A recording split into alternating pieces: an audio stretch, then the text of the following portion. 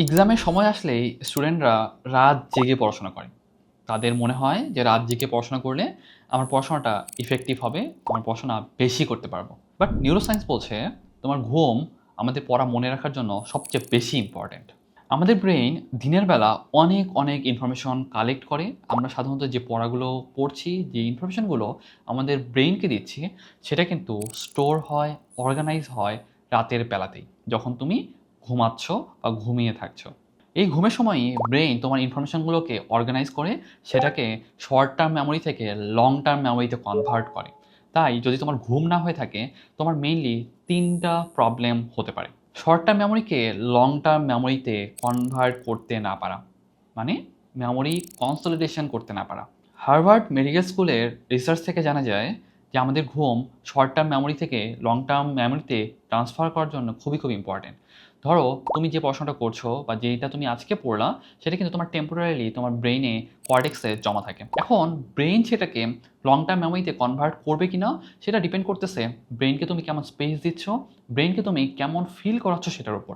যদি তুমি regular space রিভিশনের মাধ্যমে ব্রেইনকে ফিল করাও যে এটা তোমার জন্য ইম্পর্টেন্ট, ব্রেইন যদি তোমার জন্য ইফেক্টিভ সময় পায়, তাকে যদি একটা রেস্টিং পিরিয়ড দাও, তুমি যদি ঘুম পারফেক্টলি তাকে দাও, তাহলে সে শর্ট টার্ম মেমোরিকে লং টার্ম মেমোরিতে পরিণত করতে ইফেক্টিভলি কাজ করতে পারবে। Problem number 2, concentration problem.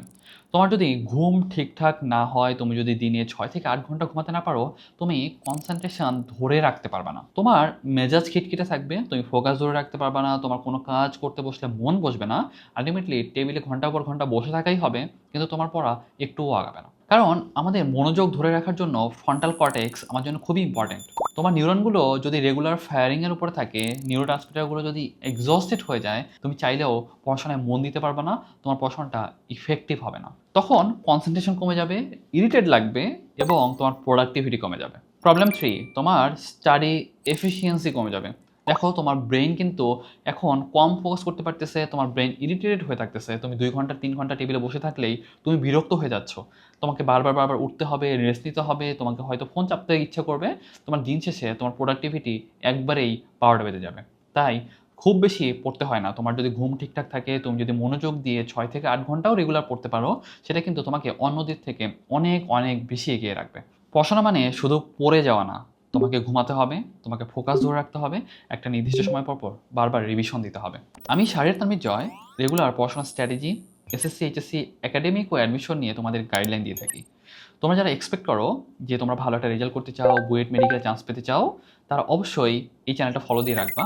I think সেটা তোমাদের জন্য অনেক অনেক হেল্পফুল হবে। So thank you everyone. আসসালামু আলাইকুম।